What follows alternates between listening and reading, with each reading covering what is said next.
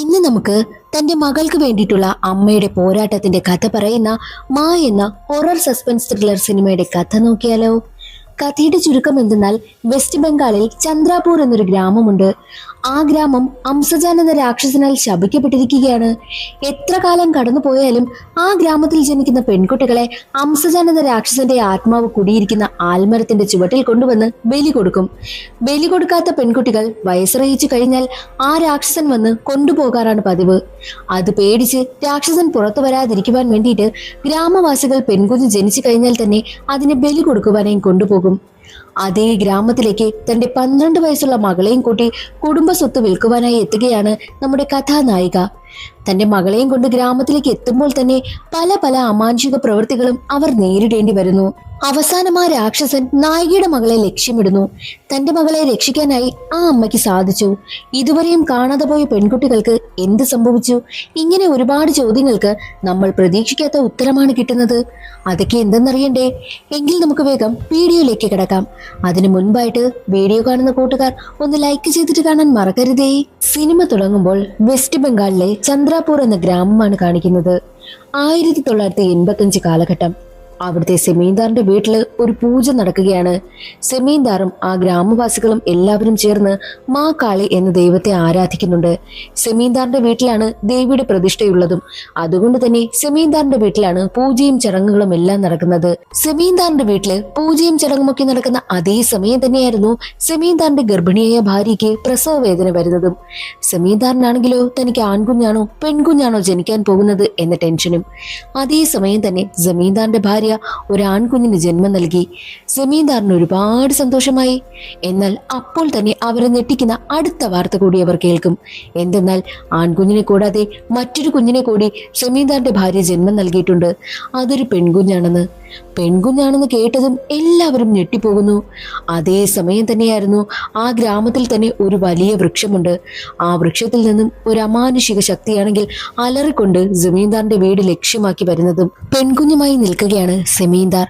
എന്നാൽ അവിടെ എല്ലാവരും പറയുന്നത് ആ ഒരു ആത്മാവ് കുഞ്ഞിനെ കൊണ്ടുപോകുവാനായി വരുന്നതിന് മുൻപ് തന്നെ നമുക്ക് കുഞ്ഞിനെ കൊണ്ടുവന്ന് ആ ഒരു ആൽമരത്തിന് ചുവട്ടിലായി വെക്കണം. ഇല്ല എന്നുണ്ടെങ്കിൽ ഭൂമിക്കടിയിൽ കിടക്കുന്ന ആ ഒരു രാക്ഷസൻ പുറത്തേക്ക് വരും. അതിനനുവദിച്ചുകൂടാ, നമുക്ക് തന്നെ കുഞ്ഞിനെ കൊണ്ടുവന്ന് ബലി കൊടുക്കാമെന്നും എല്ലാവരും പറയുന്നു. അതനുസരിച്ച് ആ ഒരു ജമീന്ദാറും കൂട്ടരുമാണെങ്കിൽ കുഞ്ഞിനെയും കൊണ്ട് നേരെ ആൽമരത്തിനടുത്തേക്ക് പോവുകയാണ്. ആ ഗ്രാമത്തിലെ തന്നെ ഏറ്റവും വലിയ വൃക്ഷമായിരുന്നു അത്. അതിനടിയിലാണ് ഒരു രാക്ഷസനുള്ളതും. പെൺകുഞ്ഞ് ജനിച്ചാൽ അതിന് ബലി കൊടുത്തില്ല എന്നുണ്ടെങ്കിൽ ആൽമരത്തിന് ചുവട്ടിലായിട്ട് ഭൂമിക്കടിയിലുള്ള രാക്ഷസൻ പുറത്തേക്ക് വരുമെന്നാണ് ഗ്രാമവാസികൾ എല്ലാവരും പേടിക്കുന്നത്. അങ്ങനെ കുഞ്ഞിനെ കൊണ്ടുവന്ന് ആൽമരത്തിന് ചുവട്ടിലായിട്ട് വെക്കുന്നു. മാത്രവുമല്ല, മാ കാളിയുടെ വിഗ്രഹത്തിനടുത്തായിട്ട് ഒരു ആയുധവുമുണ്ട്. ആ ആയുധവും കുഞ്ഞിനടുത്തായിട്ട് കൊണ്ടുവന്ന് വെക്കും. മാ കാളിയെ പൂജ ചെയ്യുന്ന ഒരു സ്ത്രീയുണ്ട്. അവരാണ് കുഞ്ഞിനെ ബലി കൊടുത്തതും. അതെല്ലാം മാറി നിന്ന് നോക്കി കാണിക്കുകയാണ് ജമീന്ദാറും സെമീന്ദാറിനൊപ്പം വന്ന ആളുകളും. ആ ഒരു സീൻ അവിടെ കട്ടായി. പിന്നീട് 40 വർഷങ്ങൾക്ക് ശേഷമാണ് കാണിക്കുന്നത്. ഒരു മ്യൂസിയം. അവിടുത്തെ സ്റ്റാഫാണ് നമ്മുടെ കഥാനായികയായ അംബിക. ഒരുപാട് സ്കൂൾ കുട്ടികൾ മ്യൂസിയത്തിലേക്ക് വന്നിട്ടുണ്ട്. കുട്ടികൾക്ക് അവിടെയുള്ള കാര്യങ്ങളെല്ലാം അംബിക നന്നായി വിശദീകരിച്ച് കൊടുക്കുകയും ചെയ്യുന്നു. അംബികയുടെ മകളാണ് ശ്വേത. ശ്വേതയും ആ കൂട്ടത്തിലുണ്ടായിരുന്നു. ശ്വേത ഒരു 12 വയസ്സുള്ള കുട്ടിയാണ്. അതേ സമയമായിരുന്നു അംബികയുടെ ഹസ്ബൻഡ് അവിടേക്ക് വരുന്നതും. അംബികയുടെ ഭർത്താവിന്റെ പേരാണ് സുബൈക്കർ. സത്യത്തിൽ ഈ സുബൈക്കർ ആരെന്നാൽ നമ്മൾ സിനിമയുടെ തുടക്കത്തിൽ ഒരു ജമീന്ദാറിനെ കാണിച്ചില്ലേ? അയാൾക്ക് ആദ്യമായിട്ടൊരു ആൺകുഞ്ഞ് ജനിച്ചു. ആ ആൺകുഞ്ഞാണ് ഈ സുബൈക്കർ. സുബൈക്കറിനൊപ്പം ജനിച്ച പെൺകുഞ്ഞിനെയാണ് അവർ ബലി കൊടുത്തതും. എങ്ങനെയൊക്കെയോ ആ ഗ്രാമത്തിൽ നിന്നും ബലിയിൽ നിന്നുമൊക്കെ രക്ഷപ്പെട്ട് ദേ ഇപ്പോൾ കൊൽക്കത്തയിൽ വന്ന് തന്റെ ഭാര്യയ്ക്കും മകൾക്കുമൊപ്പം സമാധാനമായിട്ട് ജീവിക്കുകയാണ്. സുബൈക്കറിന് ഭാര്യയും മകളെന്ന് വെച്ചാൽ ജീവനാണ്. അവർക്ക് വേണ്ടിയിട്ടാണ് സുബൈക്കർ ജീവിക്കുന്നത് പോലും. മകളെയും ഭാര്യയും കൊണ്ട് കൊൽക്കത്തയിലേക്ക് വന്നതിൽ പിന്നെ അവന്റെ നാടായ ചന്ദ്രാപൂരിലേക്ക് പോയിട്ടേയില്ല. ആ ഗ്രാമത്തിൽ നടക്കുന്ന ബലിയും അങ്ങനെയുള്ള അമാനുഷിക പ്രവൃത്തികളൊന്നും നമ്മുടെ സുബൈക്കറിന് ഒട്ടും ഇഷ്ടമേയല്ല. അതിൽ നിന്നെല്ലാം രക്ഷപ്പെട്ടാണ് കൊൽക്കത്തയിൽ അവർ ജീവിക്കുന്നത്. ഒരു ദിവസം രാത്രി സുബൈക്കറിനൊരു കോൾ വരുന്നു. കോൾ വന്നതും സുബൈക്കർ ആണെങ്കിൽ ഞെട്ടിപ്പോകും. കാരണം എന്തെന്നാൽ സുബൈക്കറിന്റെ അച്ഛൻ മരണപ്പെട്ടിരിക്കുകയാണ്. ആ ഒരു വാർത്ത അറിഞ്ഞ് സുബൈക്കർ വല്ലാതെ സങ്കടപ്പെടുന്നു. ഉടനെ തന്നെ തന്റെ നാട്ടിലേക്ക് പോകുവാനായി സുബൈക്കർ തീരുമാനിച്ചു. രാത്രിക്ക് രാത്രി തന്നെ ചന്ദ്രാപൂരിലേക്ക് യാത്ര തിരിക്കുകയായിരുന്നു സുബൈക്കർ. തന്റെ മകൾ ചോദിക്കുന്നുണ്ട്, അച്ഛൻ എവിടേക്കാ പോകുന്നതെന്ന്. അംബിക പറയും, നിനക്കൊരു മുത്തശ്ശനുണ്ട്. ആ മുത്തശ്ശൻ മരണപ്പെട്ടു പോയി. അച്ഛൻ ആ ചടങ്ങിൽ പങ്കെടുക്കുവാനായിട്ടാണ് പോയിരിക്കുന്നതെന്നും അംബിക തന്റെ മകളോട് പറയുന്നു. സത്യത്തിൽ കുഞ്ഞു ജനിച്ച ഉടനെ തന്നെ സുബൈക്കർ ആണെങ്കിലോ അംബികയും കുഞ്ഞിനെയും കൂട്ടി കൊൽക്കത്തയിലേക്ക് വന്ന് താമസമായി. ആ ഗ്രാമത്തിൽ നടക്കുന്ന കാര്യങ്ങളൊന്നും തന്റെ മകൾ അറിയരുത് എന്നുള്ളൊരാഗ്രഹം സുബൈക്കറിനുണ്ടായിരുന്നു. അതുകൊണ്ട് തന്നെയാണ് മകളെ ഒന്നും അറിയിക്കാതെ വളർത്തിയതും. എന്നാൽ ഇപ്പോൾ ആ നാട്ടിലേക്ക് പോയിരിക്കുന്ന കാര്യം മകൾ അറിഞ്ഞിട്ടുണ്ടല്ലോ. മറ്റൊരു വശത്ത് സുബൈക്കർ ആണെങ്കിൽ തന്റെ അച്ഛന്റെ മരണാനന്തര ചടങ്ങിലെല്ലാം പങ്കെടുക്കുകയാണ്. മരണാനന്തര ചടങ്ങുകളെല്ലാം കഴിഞ്ഞ് അസ്ഥിയും ഒഴുക്കിയതിനു ശേഷം തിരികെ വരുവാനായിട്ട് ഇറങ്ങുകയായിരുന്നു സുബൈക്കർ. അപ്പോൾ സുബൈക്കറിന്റെ കാലിലാണെങ്കിലോ ഒരു മരത്തിന്റെ വേര് പൊത്തുകയറുകയും സുബൈക്കർ ആണെങ്കിൽ താഴെ വീഴുകയും ഒക്കെ ചെയ്യുന്നു. എങ്ങനെയെങ്കിലും അവിടെ നിന്ന് തട്ടിത്തോട്ട് എഴുന്നേറ്റ സുബൈക്കറിന്റെ കാലിലാണെങ്കിലോ മരത്തിന്റെ വേര് പറ്റിപ്പിടിച്ചിരിക്കുകയാണ്. ഇതൊന്നും അറിയാതെ സുബൈക്കർ അവിടെ നിന്നും കാർ എടുത്ത് നേരെ യാത്ര ആരംഭിക്കുന്നു. അതേസമയമായിരുന്നു അംബിക സുബൈക്കറിനെ കോൾ ചെയ്യുന്നതും. കോൾ എടുത്ത ഉടനെ തന്നെ അംബികയാണെങ്കിൽ ആ ഗ്രാമത്തിലുള്ള ദുരൂഹത നിറഞ്ഞ ആ ഒരു ആൽമരമില്ലേ, അതിന്റെ കാര്യം പറയും. അംബികയ്ക്ക് അത് എങ്ങനെ അറിയാമെന്നാൽ അംബിക നിൽക്കുന്ന അതേ മ്യൂസിയത്തിൽ തന്നെ ഈ ആൽമരത്തിന്റെ പിക്ചർ വെച്ചിട്ടുണ്ട്. ആ ആൽമരത്തിന് എന്തോ ദുരൂഹതയുണ്ടെന്ന് അംബികയ്ക്ക് സംശയം തോന്നി. അതിനെക്കുറിച്ച് അവൾ കൂടുതലായിട്ടും റിസർച്ച് ചെയ്തു. അപ്പോഴാണ് സുബൈക്കർ ജനിച്ചു വളർന്ന അതേ ഗ്രാമത്തിലാണ് ആ ഒരു ആൽമരം ഉള്ളതെന്നും ആ ആൽമരത്തിനടിയിലുള്ള ഒരു വേരിലാണ് രാക്ഷസൻ കുടിയിരിക്കുന്നതെന്നുള്ള കാര്യം അംബിക സുബൈക്കറിനോട് പറയുന്നു. എല്ലാം സംസാരിച്ചുകൊണ്ട് നിൽക്കുന്ന സമയം തന്നെയായിരുന്നു അംബിക പിന്നീട് പറയുന്ന കാര്യങ്ങളൊന്നും സുബൈക്കറിന് കേൾക്കാൻ പറ്റാതായതും. എന്താ ഇതിന് പറ്റിയത്? എത്രയും വേഗം ഈ ഗ്രാമത്തിൽ നിന്ന് തന്നെ പുറത്തു കടക്കണമെന്നും സുബൈക്കർ തീരുമാനിക്കുന്നു. അങ്ങനെ വേഗം കാർ ഓടിക്കുവാനായി നോക്കിയ സമയത്ത് പെട്ടെന്ന് തന്നെ ഒരു സ്ഥലം എത്തിയപ്പോൾ കാർ ഓഫായി പോകുന്നു. എന്താണ് സംഭവിച്ചതെന്നൊക്കെ അയാൾ ചെക്ക് ചെയ്തു നോക്കും. കാറ് പെട്ടെന്ന് ഓഫായതിന്റെ കാരണമാണെങ്കിൽ സുബൈക്കറിന് അറിയാനേ വയ്യ. എന്നാൽ അതേ സമയം തന്നെയായിരുന്നു കാറിന്റെ പിന്നിലായിട്ട് ഒരാൾ ഇരിക്കുന്നത് പോലെ സുബൈക്കറിന് തോന്നുന്നതും. പെട്ടെന്ന് കണ്ണും തുറക്കുന്നു. അതാ രാക്ഷസനായിരുന്നു. ആ രാക്ഷസനാണെങ്കിൽ പെട്ടെന്ന് തന്റെ വേരുകൾ ഉപയോഗിച്ച് സുബൈക്കറിനെ ചുറ്റിപ്പിടിക്കും. എന്നിട്ട് ആ ഒരു കാറ് മുഴുവനായിട്ടും തീ പിടിക്കുകയാണ്. സുബൈക്കർ അതിനുള്ളിൽപ്പെട്ട് മരണപ്പെട്ടു പോകുന്നു. സുബൈക്കറിന്റെ ചിറ്റപ്പനാണ് സുബൈക്കറിന്റെ മരണവാർത്ത അംബികയും ശ്വേതയും അറിയിച്ചത്. മരണവാർത്ത കേട്ടതും അംബികയും ശ്വേതയും ആകെ തകർന്നു പോയി. അവർക്ക് എന്ത് ചെയ്യണമെന്ന് അറിയത്തില്ല. അംബിക വല്ലാതെ ഡിപ്രഷനിലേക്ക് പോകുന്നത് അവൾക്ക് മനസ്സിലാകുന്നുണ്ടായിരുന്നു. ഇനി ഇങ്ങനെ ജീവിച്ചാൽ പറ്റില്ല, തന്റെ മകൾക്ക് വേണ്ടിയിട്ട് ജീവിക്കണം. അതുകൊണ്ട് തന്നെ താൻ ഇതിൽ നിന്നെല്ലാം പുറത്തു വരണമെന്നും അംബിക ചിന്തിച്ച് മകളെ ആശ്വസിപ്പിച്ച് രണ്ടുപേരും നല്ല രീതിക്ക് ജീവിക്കുവാനായി ആരംഭിച്ചു.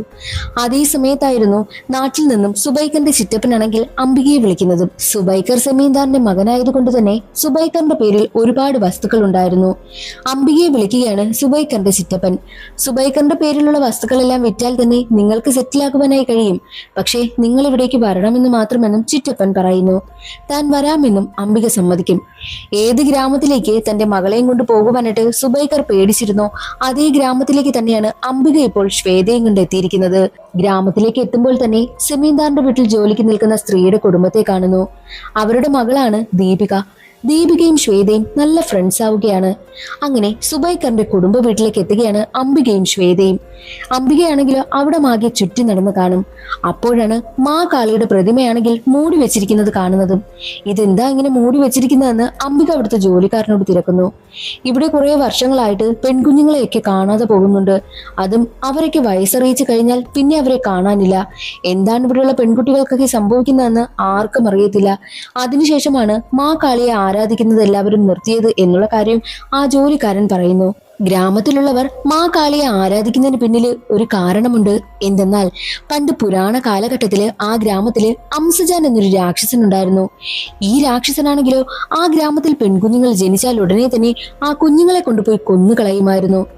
അംസജാന്റെ ക്രൂര പ്രവൃത്തികൾ കൂടിക്കൂടി വന്നപ്പോൾ അതിനെ എതിർക്കുവാനായിട്ട് മാ കാളി തന്നെ ഭൂമിയിൽ അവതരിക്കുകയാണ് ചെയ്തത്.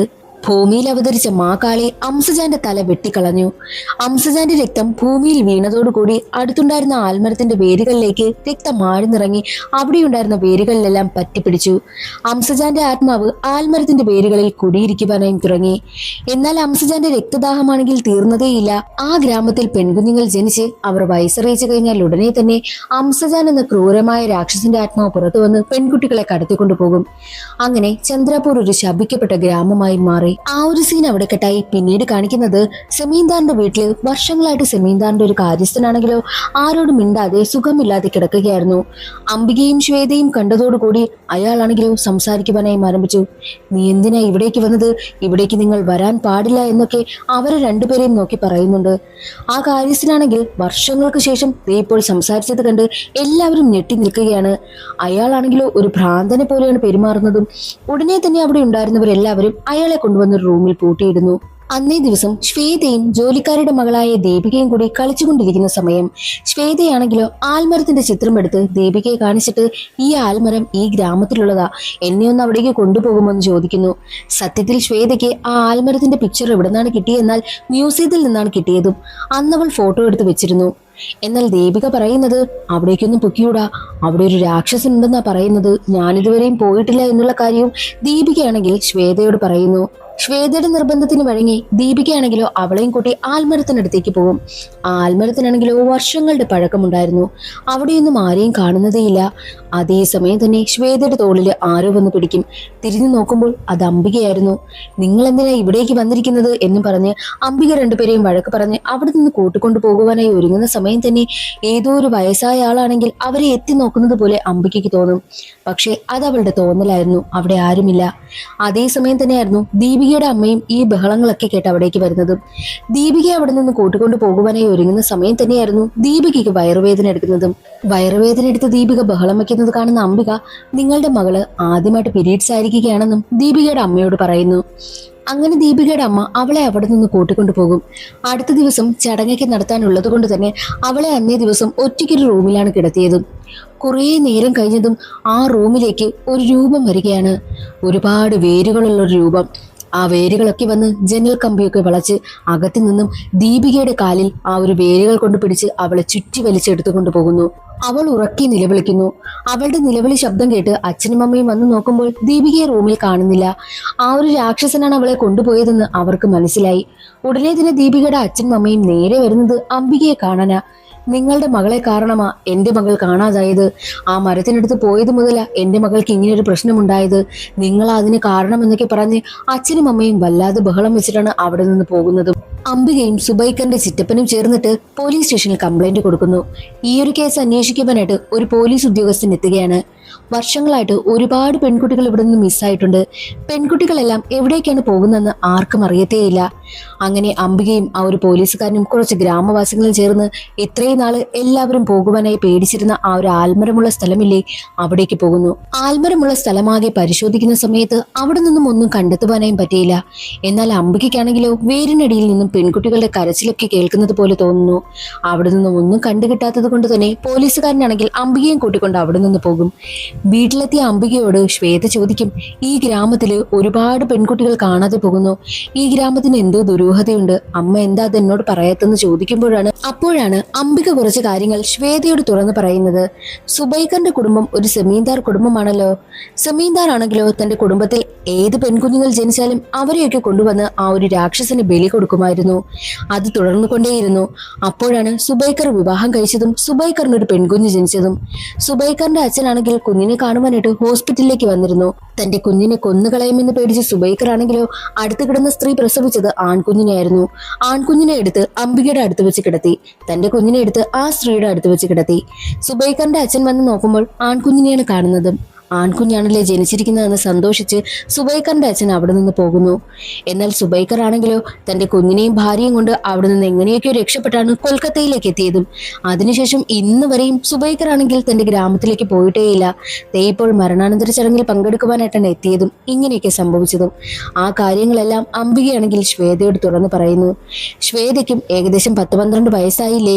ശ്വേത പേടിക്കുന്നത് കണ്ട് അംബിക പറയും, അമ്മയെ ഞാൻ നിന്റെ കൂടെയില്ലേ, നിനക്കൊന്നും വരത്തില്ല, ഞാൻ നോക്കിക്കോളാം, എന്തു വന്നാലും നിന്റെ കൂടെ ഞാനുണ്ടെന്നും അംബികയാണെങ്കിൽ ശ്വേതയോട് പറഞ്ഞ് അവളെ സമാധാനിപ്പിക്കുന്നു. അതേസമയം തന്നെ രാക്ഷസൻ കടത്തിക്കൊണ്ടുപോയ ദീപികയെ കാണിക്കുന്നു. ആൽമരത്തിന് ചുവട്ടിലുള്ള വേരിലിരിക്കുകയാണ് ദീപിക. ദീപികയ്ക്ക് പിന്നിലായിട്ട് അക്രൂരമായിട്ടുള്ള രാക്ഷസനും വന്നു നിൽക്കുന്നു. ആ സീൻ അവിടെ കട്ടായി പിന്നീട് കാണിക്കുന്നത് സുബൈക്കറിന്റെ ചിറ്റപ്പനും പോലീസുകാരനും ചേർന്ന് ആ ഗ്രാമത്തിലുള്ള പെൺകുട്ടികളോടൊക്കെ ഓരോ കാര്യങ്ങളൊക്കെ ചോദിച്ച് മനസ്സിലാക്കുകയാണ്.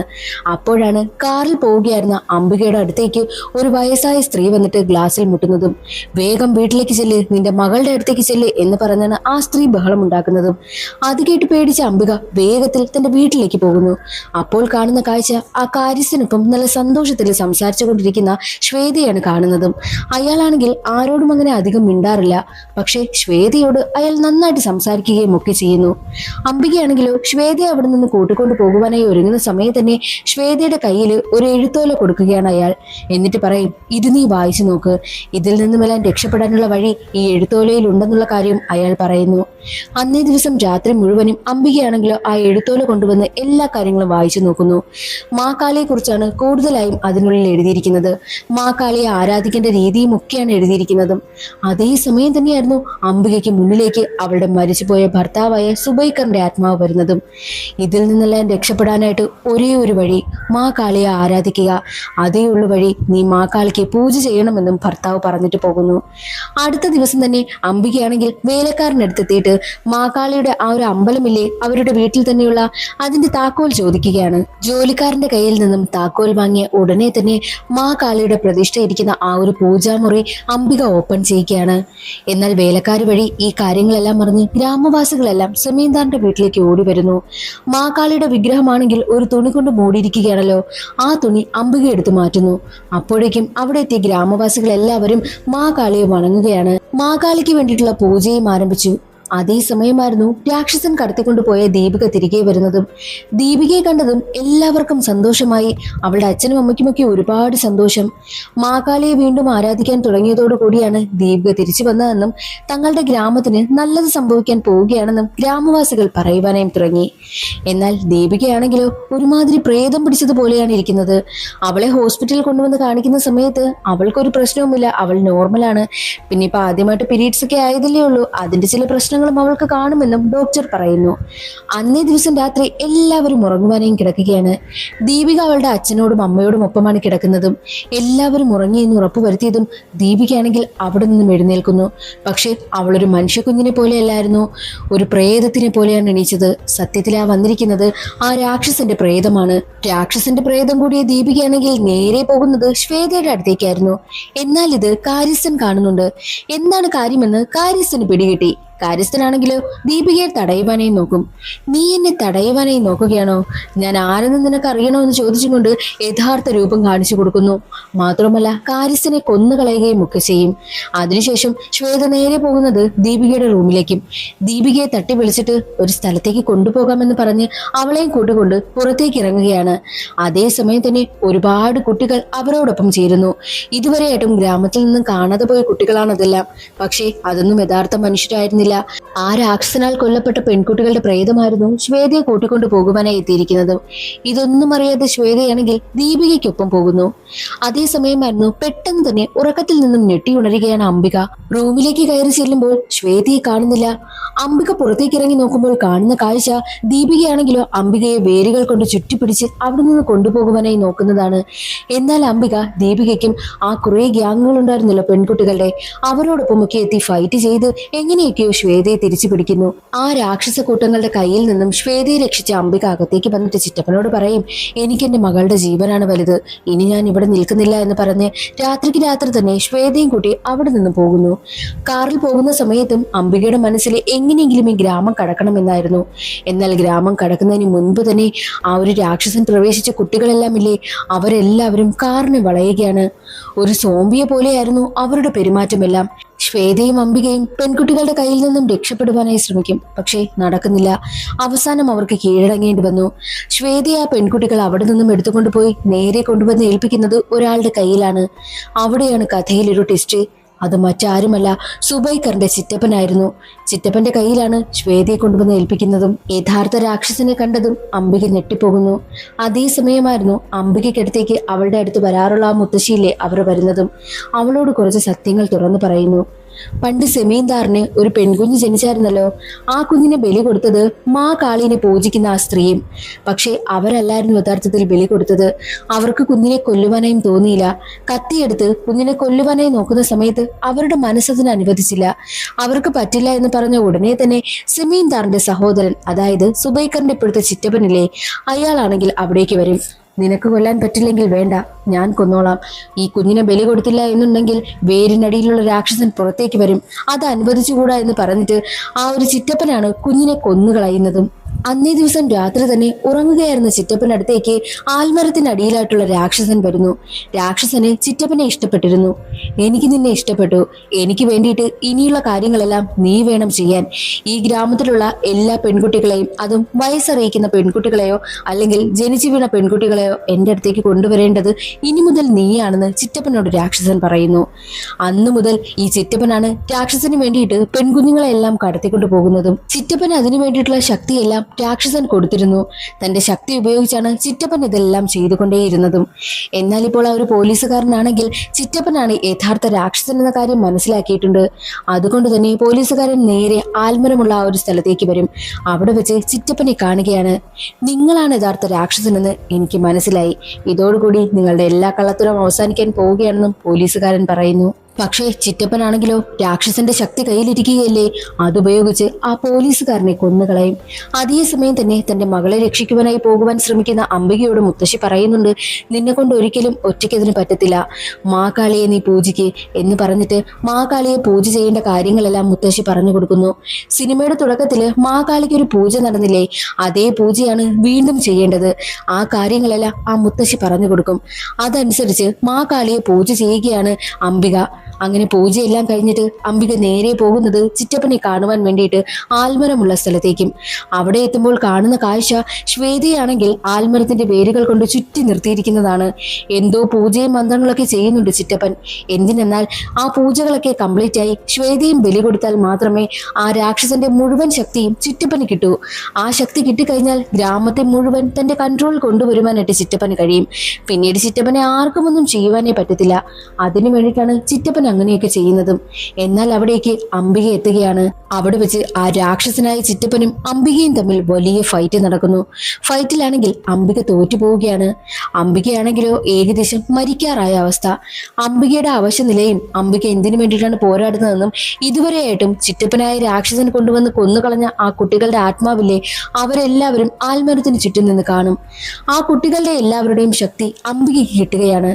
അംബിക വീണ്ടും പോരാടുന്നു. അതേസമയം തന്നെയായിരുന്നു അംബിക മാകാളിനെ പൂജ ചെയ്തില്ലേ, അതുകൊണ്ട് തന്നെ മാകാളിയുടെ ശക്തിയും അംബികയ്ക്ക് കിട്ടുന്നു.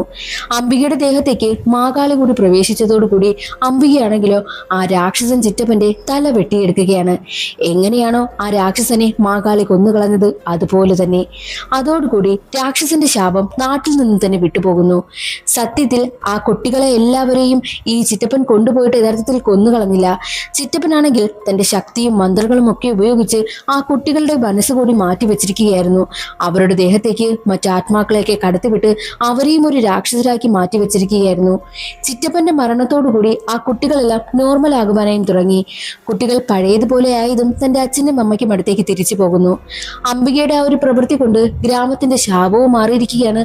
കുട്ടികളും നല്ല രീതിക്ക് തിരികെ വന്നിരിക്കുകയാണ്. അംബികയ്ക്കും തന്റെ മകളെ തിരിച്ചു കിട്ടുന്നു. ശാപമെല്ലാം മാറി സന്തോഷത്തോടു കൂടി ജനങ്ങളെല്ലാം ജീവിക്കുന്ന ഗ്രാമത്തെയും കാണിച്ചുകൊണ്ട് സിനിമയുടെ കഥ അവിടെ അവസാനിക്കുകയാണ്. ഇന്നത്തെ ഈ ഒരു വീഡിയോ എല്ലാവർക്കും ഇഷ്ടമായെന്ന് കരുതുന്നു. ഇഷ്ടമായാൽ ഒന്ന് ലൈക്ക് ചെയ്ത് സപ്പോർട്ട് ചെയ്യാനും ചാനൽ ഇഷ്ടമായാൽ സബ്സ്ക്രൈബ് ചെയ്യാനും മറക്കരുതേ. അടുത്തൊരു സിനിമയുടെ കഥയിൽ കാണാം. അതുവരെ എല്ലാവർക്കും ബൈ.